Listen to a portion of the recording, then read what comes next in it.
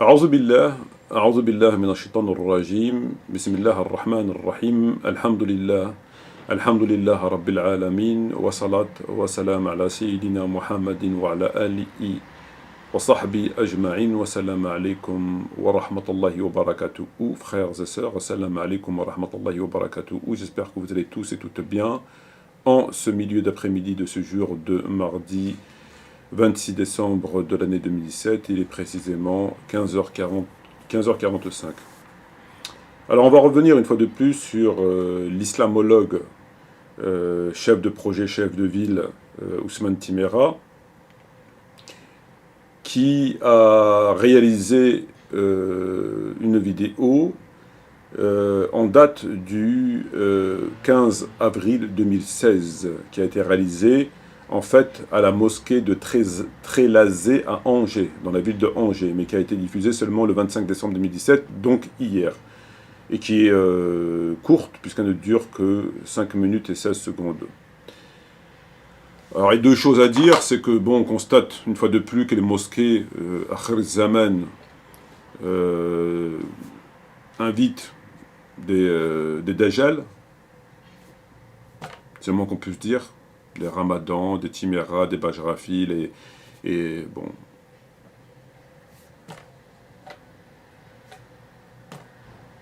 Non satisfait d'être construite sur Dal Harb, non satisfaite d'être apolitique laïque, et donc finalement d'être radicalement en contradiction avec le Coran Karim,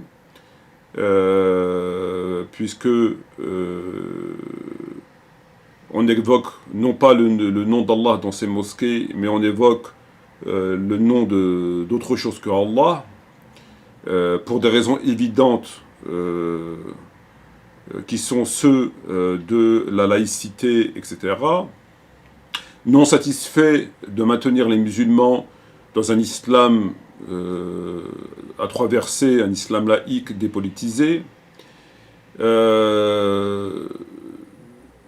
donc d'égarer tout ce monde. Non satisfait de faire les poches aux gens.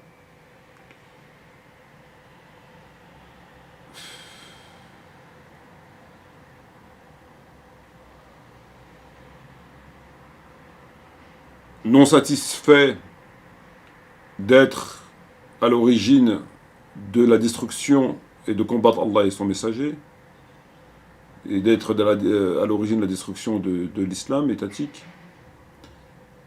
Non satisfait finalement de beaucoup de choses. Non satisfait de cacher la vérité, de prendre une partie du livre et de laisser l'autre partie.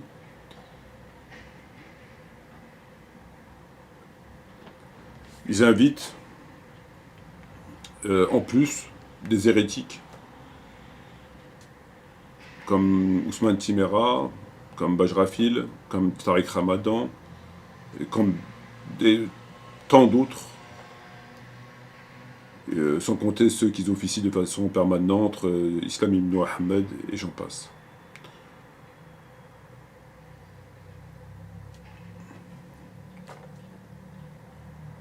Que dire? Que dire?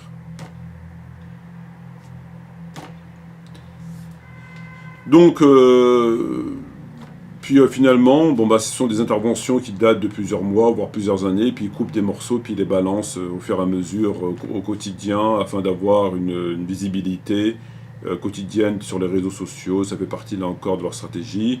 À côté de cela, de poster que des vidéos assez courtes, afin de pouvoir captiver l'attention des gens. En fait, tous les moyens sont bons pour pouvoir avoir une visibilité et pour pouvoir faire passer leur message.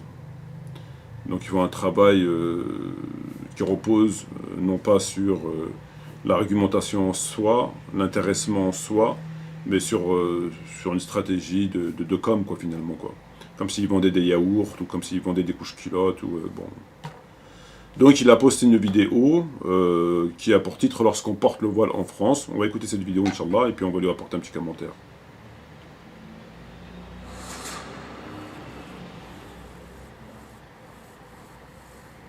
Il y en a qui ont l'habitude de le porter. porter... Si ça pose problème à un moment donné que les gens te regardent bizarrement, mais c'est vrai que... Même pas au niveau des regards des gens, ça peut peut-être être dans la... Pour ne pas les focaliser, parce que ça m'a étonné. La question que Bajrafi a posée aux filles ce matin, ça m'avait étonné leur réponse. Comment ils se focalisent sur le voile. Elles veulent partir en Angleterre parce qu'ils peuvent porter le voile. Ça m'a vraiment étonné. Pourquoi? Moi je trouve que c'est... Ce qui est étonnant, il y a deux, il y en a deux.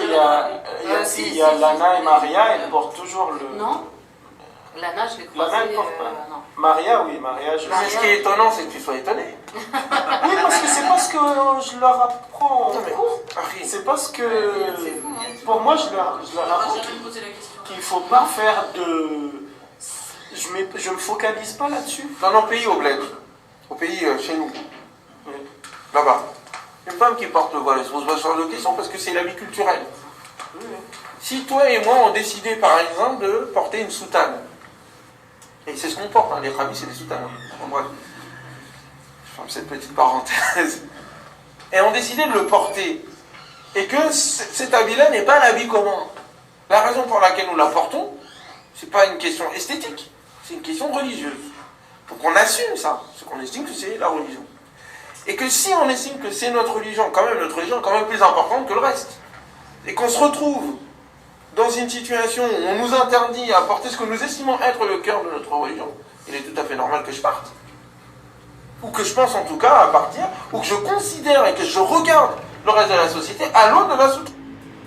Voilà, c'est tout à fait intéressant. Il explique le plus simplement du monde, de façon tout à fait éhontée, que si on l'empêchait de pratiquer sa religion, il quitterait le pays qui l'empêcherait de pratiquer sa religion. En tout cas, il penserait à quitter ce pays qui l'empêcherait à quitter qui l'empêche à pratiquer sa religion avec sa soutane ou ses babouches ou que sais-je.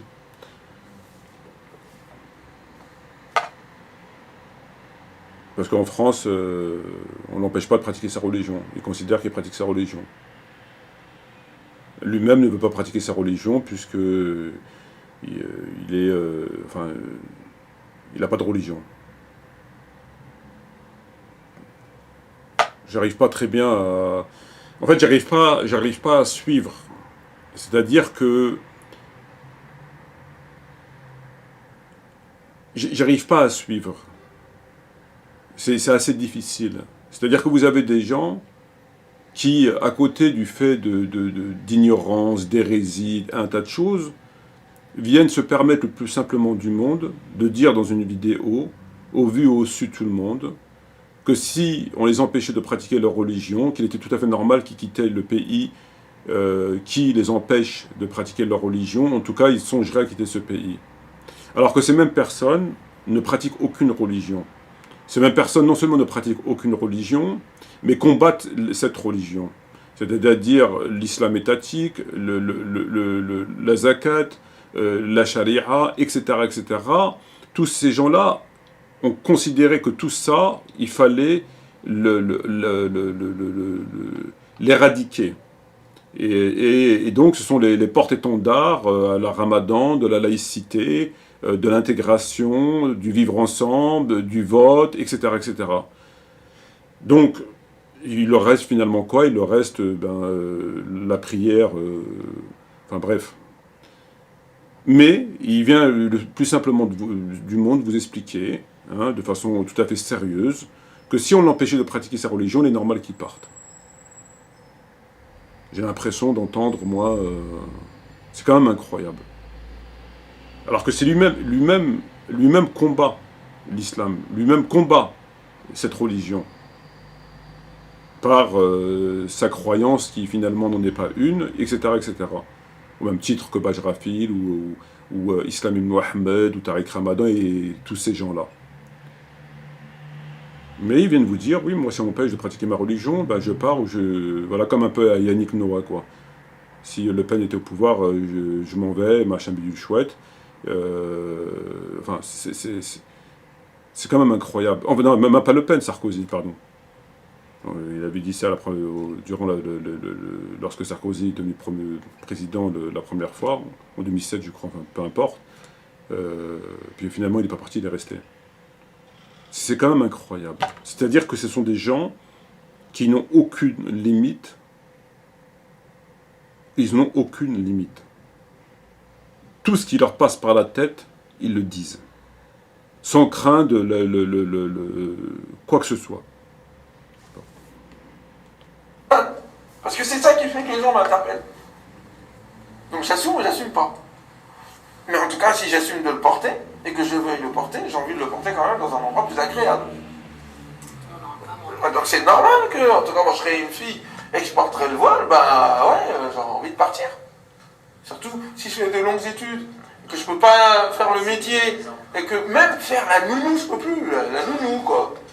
La nounou, je peux plus. Et encore. Et encore le ménage, hein. Ça dépend, parce que ça dépend. Donc là, il considère qu'une femme qui porte le hijab, il est normal qu'elle quitte le pays dans lequel elle réside si on l'empêche de porter le hijab, si on l'empêche, après de longues études, de travailler, voire de faire le ménage ou la nounou. Donc, il est normal qu'elle songe à partir. Mais, à contrario, il n'est pas normal que cette même fille songe à partir parce qu'elle vit dans plein Sodome et Gomorrhe, dans le shirk, etc., etc., etc. Là, elle ne doit pas songer à partir. Elle doit seulement songer à partir si on l'empêche de travailler dans la mixité et d'alimenter le système. D'avoir un compte à la banque, de faire des crédits, d'alimenter le système par sa sueur, etc. Là, il faut qu'elle songe à partir. Si on enlève son hijab, qu'elle ne peut plus le porter, il faut qu'elle songe à partir. Mais pour les kaba'ir, tous les kaba'ir dont Dieu a... on a fait en quelque sorte la liste dans le Coran. Non, ça c'est second, ça c'est rien. Non, on part pas pour ça. On va pas partir parce que tarout, parce que shirk, parce que zakat, parce que le sang. Non, quand même pas, quand même pas. Le ménage, si t'es une vieille avec un, c'est pas un problème. Mais quand t'es jeune, fringante et tout. Moi j'étais pas étonnée. Le fait qu'ils se focalisent sur ça. Mais moi déjà je suis focalisée. Leur avenir par rapport à ça, ça m'a un peu Les choses peuvent changer. étonné. Où ça, en France? Enfin, pour les filles, enfin les jeunes filles. Après, peut-être toutes les Ça filles, existe. elles ont envie. Moi j'ai des collègues, voilà, c'est focalisé. Alors là, ce qu'il va dire, vous pouvez pas le voir à l'écran, mais ses yeux ils sont en train de tourner. Si vous regardez la vidéo, vous voyez ses yeux tournent comme une espèce de démon. Ses yeux tournent. Ce qu'il va dire, c'est quelque chose de, c'est une révélation. Il fait un aveu. Un aveu qui, normalement, c'est un aveu qu'il fait. Et pourtant, encore une fois, ça n'interpelle personne. Il fait un aveu extraordinaire, le plus simplement du monde, après avoir tourné ses yeux. Écoutez-le. Ça est suivant le métier, mais ça c'est pas facile. C'est pas facile, c'est pas commun, etc. Mais ça peut exister. Elles peuvent quand même donner une chance à la France, parce que d'un autre côté on en a besoin, parce qu'aujourd'hui, justement, ils veulent interdire le voile, ils en veulent pas, parce que soi-disant c'est de la soumission, c'est pour les femmes qui restent à la maison. Donc forcément, si on n'a pas de femmes qui se battent, mais c'est épuisant, je peux comprendre, c'est pas facile, donc il faut qu'on les soutienne, pour montrer en fait, tant qu'on n'en a pas qui travaillent et puis qui portent le voile pour servir d'exemple et pour dire, vous voyez, enfin arrêtez de dire que c'est... on voile nos femmes pour qu'elles restent à la maison pour faire la cuisine. Mais tu penses vraiment que le fond de l'affaire c'est ça? Non, mais c'est... Ils savent très bien que la sœur qui est là, c'est une femme libre, hein. Elle vient, qu'est-ce qu'elle a à faire? Une sœur qui est enfermée, elle va pas à la plage. Si elle va à la plage, c'est que apparemment elle est libre, quoi, quand même les gars. Donc ils disent non, c'est la soumission, attention, donc on n'est pas dans cette affaire-là. Le voile, ils vont l'interdire, moi j'en suis sûr. Ils vont le faire. Voilà, écoutez, je vais refaire passer l'extrait, écoutez. Le voile, ils vont l'interdire, moi j'en suis sûr. Ils vont le faire. Le voile, ils vont l'interdire, moi j'en suis sûr. Ils vont le faire. Le voile, ils vont l'interdire, moi j'en suis sûr. Ils vont le faire. Le voile, ils vont l'interdire, moi j'en suis sûr. Ils vont le faire. Le voile, ils vont l'interdire, moi j'en suis sûr, ils vont le faire. Donc si je comprends bien, vous avez un prédicateur, en l'occurrence Ousmane Timéra, qui passe son temps à dire ce qu'il dit, dont entre autres et surtout le vote, l'intégration, etc., etc., etc. Il se considère comme un citoyen à part entière et tout ce que vous voulez. À côté de ça, ils considèrent que le voile va être interdit en France. Alors moi j'ai une question toute simple et toute bête à poser. Comment quelqu'un, un prédicateur ou même un simple musulman, qui a un minimum de foi, un minimum de responsabilité, un minimum de sincérité, un minimum comment on pourrait appeler ça,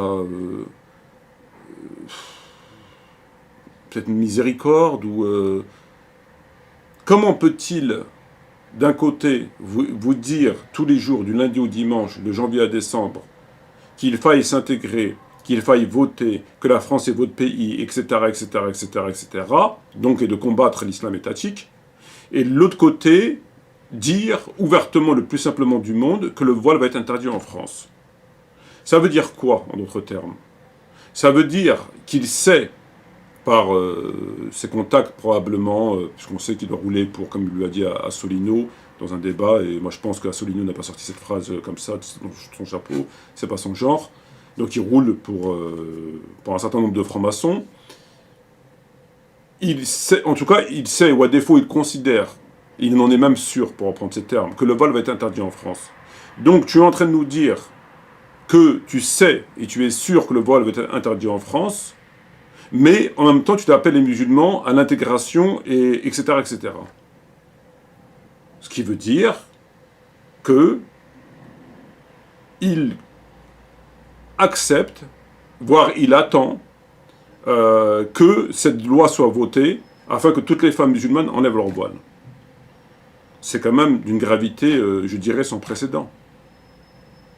C'est comme si je vous disais, moi, oui, intégrez-vous, votez, c'est votre pays, etc., etc. Et dans le même temps, je dirais, je suis sûr et certain que bientôt, on va violer les musulmanes en France. Pour caricaturer, hein, pour mettre un peu plus de... pour zoomer un petit peu sur cette perfidie. Mais en même temps, je vous dis, oui, intégrez-vous, c'est votre pays. Comment... Donc, en fait, tu es en train de nous jeter à l'abattoir, en fait. Tu es en train de dire que tu sais qu'ils vont interdire le voile, ce pays des droits de l'homme, etc. Donc, tu sais qu'ils vont l'interdire, tu en es même sûr. Mais tu leur demandes de s'intégrer, tu leur demandes de rester dans le bateau. Tu sais que le bateau va couler, mais tu leur demandes de rester dans le bateau. Voilà ce qu'ils sont en train de faire. Tu sais que le bateau, il va couler en pleine mer, en plein milieu dans les requins, mais tu leur dis... Restez dans le bateau, il est super bien le bateau, c'est votre bateau, c'est là qu'il faut faire sa vie, etc., etc. Mais tu sais que ce bateau va couler. Donc il sait que le voile va être interdit en France, il en est même sûr. Donc bientôt les femmes musulmanes seront obligées, si elles veulent sortir, d'enlever le voile, d'enlever le hijab. Mais en même temps, on leur dit, ouais, restez, c'est votre pays, c'est bien. Voilà. Un musulman qui a un minimum, le minimum du païen de base, le minimum de la pourriture de base, le minimum du petit pervers de base, de responsabilité, de conscience religieuse, s'il sait qu'on va que les musulmans, en l'occurrence les musulmanes, vont commencer et vont devoir marcher quasi à poil dans les rues françaises, la moindre des choses, c'est prévenir ce problème, et trouver des solutions, à défaut que ça arrive, de trouver des solutions pour faire en sorte que de juguler, de contourner, ou que sais-je, la question. C'est quand même la moindre des choses. Maintenant, oui, vous, la France, c'est votre pays, vous devez vous intégrer, non, c'est ceci, c'est cela, à mort la charia, à mort le califat, à mort ceci, cela, à mort l'islam, etc. C'est votre pays, il faut voter, etc., et tout ce que vous voulez. Puis de l'autre côté, oui, mais de toute façon, ne t'inquiète pas, le voile va être interdit en France. C'est merveilleux. C'est merveilleux. Donc, il vous emmène à l'abattoir en connaissance de cause.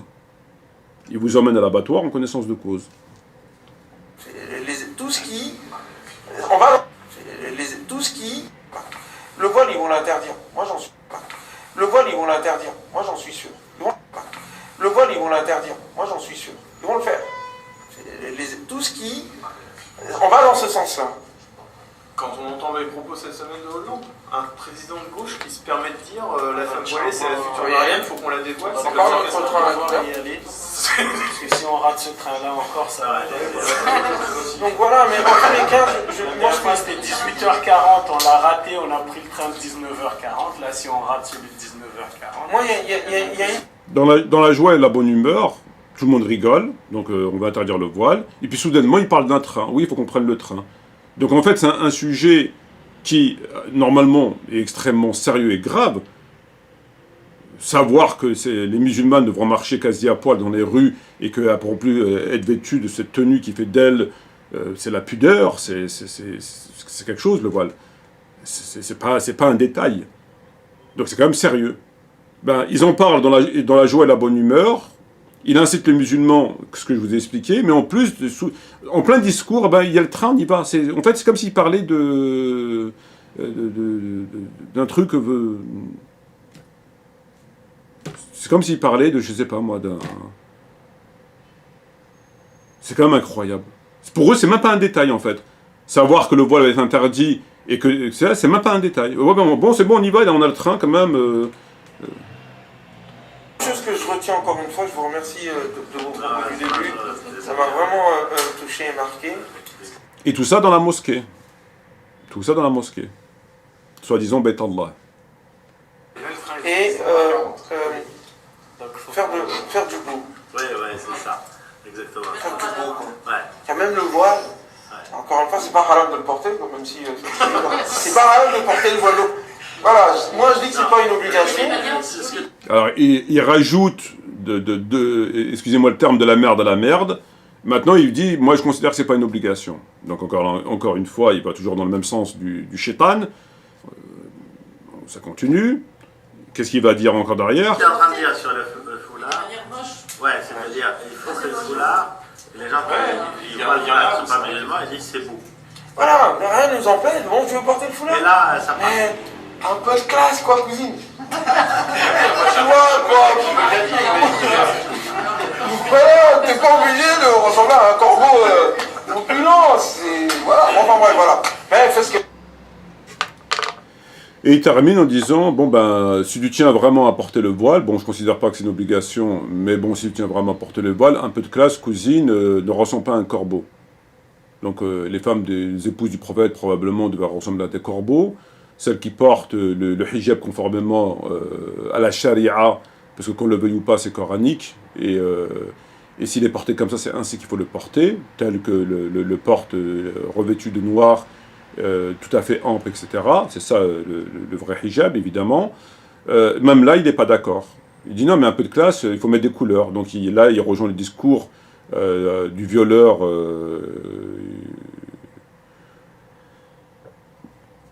qui a fait ce qu'il a fait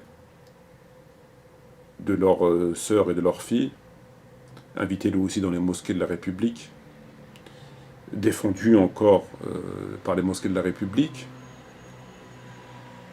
alors qu'il a quand même uriné et sodomisé leurs sœurs, quoi. Je veux dire, on n'est pas dans...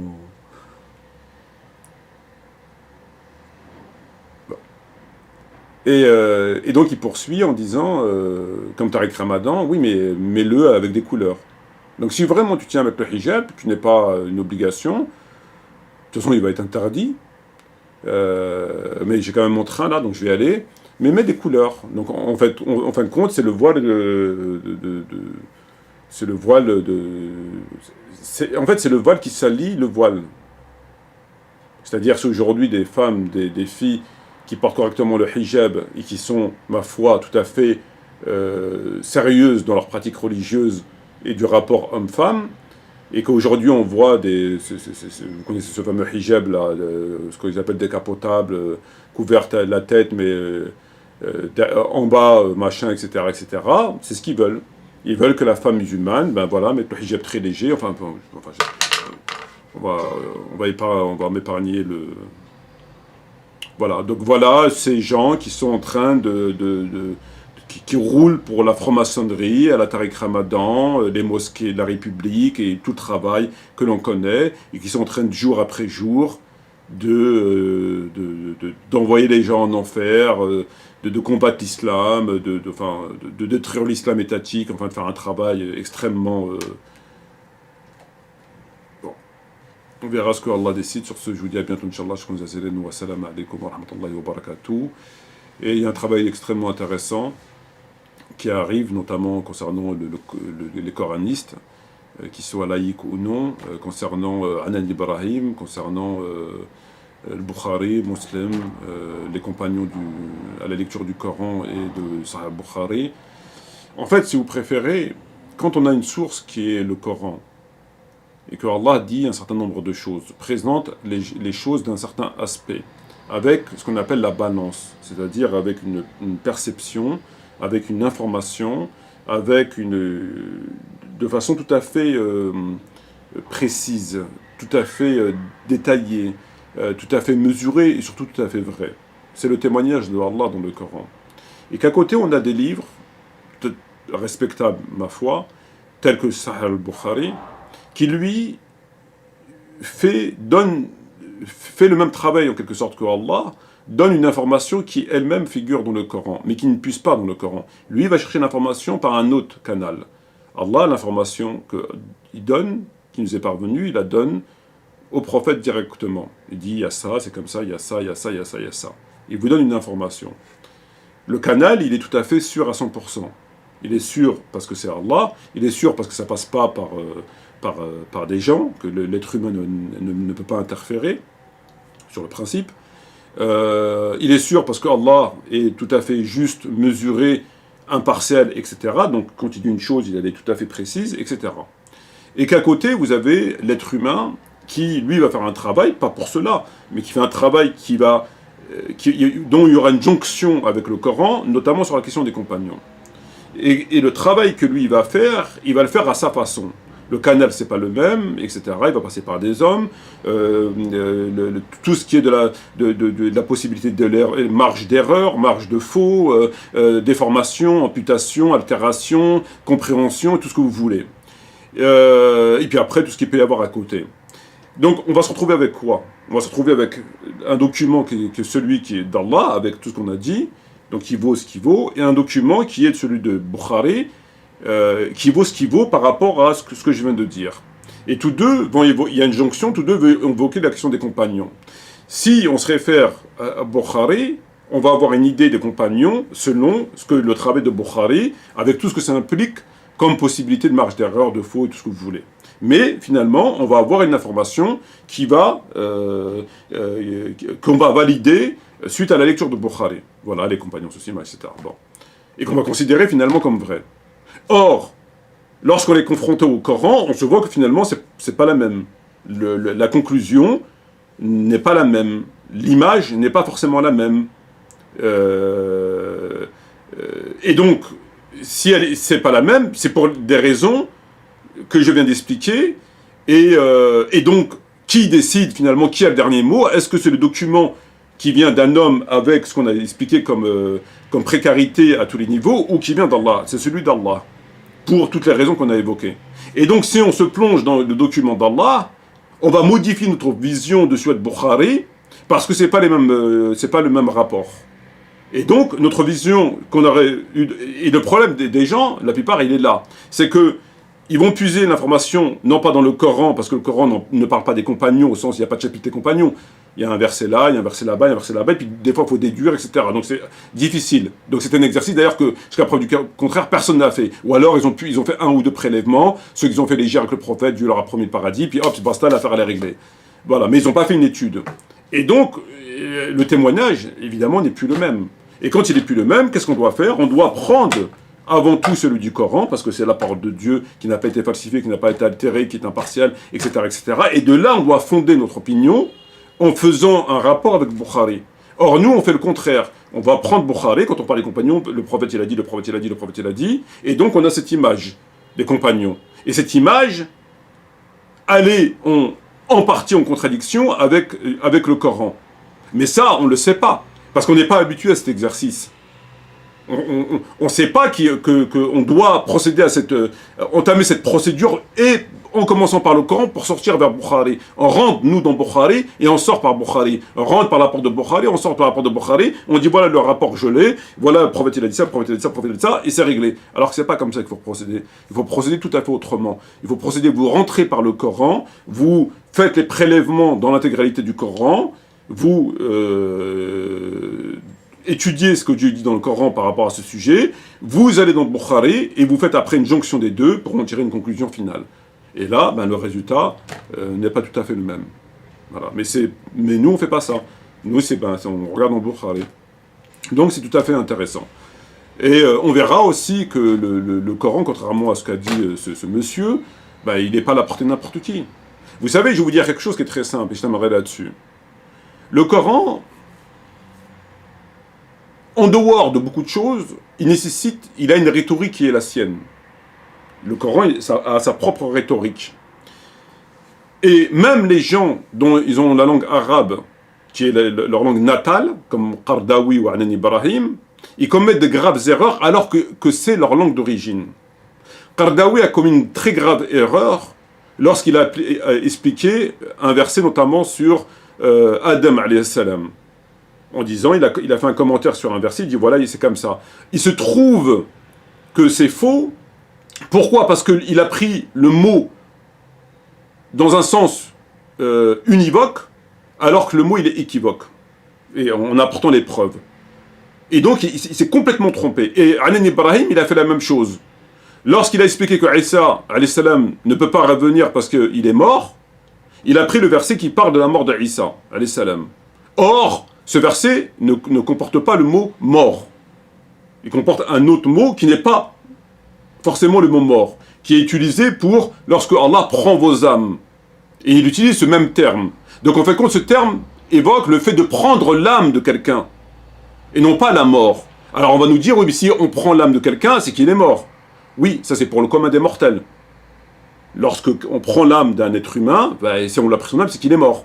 Si l'âme elle est sortie de l'enveloppe, il est mort. Mais Allah, il peut prendre les âmes sans que vous mouriez, et il vous les remettre, comme il le fait pour le sommeil. Il prend vos âmes, et il vous les remet, pour ceux qui ne doivent pas mourir. Donc ça, c'est du pouvoir d'Allah. Et il a utilisé un mot bien précis pour cela. Et c'est le même mot qu'il a utilisé pour Isa. Donc en fin de compte, Allah ne dit pas qu'il est mort, il dit simplement qu'il a pris son âme. Comme il prend les âmes de ceux qui dorment. Ce qui sous-entend que il va probablement, en tout cas le verset ne dit pas qu'il est mort. Premier point. Et comme Allah par ailleurs dans le Coran dit Kul nifs dha'iqatal maut, Kul nifs dha'iqatal maut, toute âme goûtera la mort, et que Isa n'a pas été confronté au mot mort dans le Coran, il n'est pas mort, logiquement il doit lui mourir. Parce que Dieu dans le Coran a dit toute âme goûtera la mort. Kul nifs dha'iqatal maut. Et l'âme de Isa alayhi salam n'a pas goûté la mort. Il a seulement prélevé son âme. Donc, plusieurs éléments viennent nous dire, et ça, Anan Ibrahim, malgré que c'est sa langue natale, il a pris ce verset, ce truc, en disant voilà, il est mort. Donc si Dieu il est mort, il est mort. Simplement, la rhétorique là, c'est qu'il n'a pas vu que le terme ne parlait pas de mort. Ce terme est utilisé parfois pour la mort et utilisé parfois pour le sommeil. Donc, lorsqu'il contredit un hadith, notamment rapporté par Bukhari Muslim, que Isa doit revenir, avec ce verset, il se trompe. Et aussi par rapport à l'imam Mahdi, quand il dit l'imam Mahdi, il n'est pas dans le Bukhari. Donc s'il n'est pas dans le Bukhari, il n'y a pas d'imam Mahdi. Puisqu'il n'est pas dans le Bukhari. Ben, justement, il est dans le Bukhari, mais dans son tarikh. Dans le tarikh Bukhari, l'imam Bukhari parle de l'imam Mahdi. Il dit à Fatima, annonce que l'imam Mahdi est ta descendance. Donc c'est dans le Bukhari. Et le problème, c'est que visiblement, ils n'ont pas connaissance du tarikh. Quand je vous avais expliqué une fois, Bukhari, Sahih, et sont les autres livres, c'est qui, c'est pas un... Donc ils n'en parlent. Donc c'est le même auteur. Donc le fait qu'il le rapporte dans un autre livre, ça a la même valeur que le Sahih. C'est le même auteur, c'est le même travail, c'est la même envergure. Donc il n'y a pas de raison de faire une distinction. C'est pas d'un côté Bukhari, puis de l'autre côté Timera, quoi, je veux dire. Donc on reviendra sur tout ça, Inch'Allah. Sur ce, je vous remercie, wa salam alaikum wa rahmatullahi wa barakatuh, et bientôt, Inch'Allah.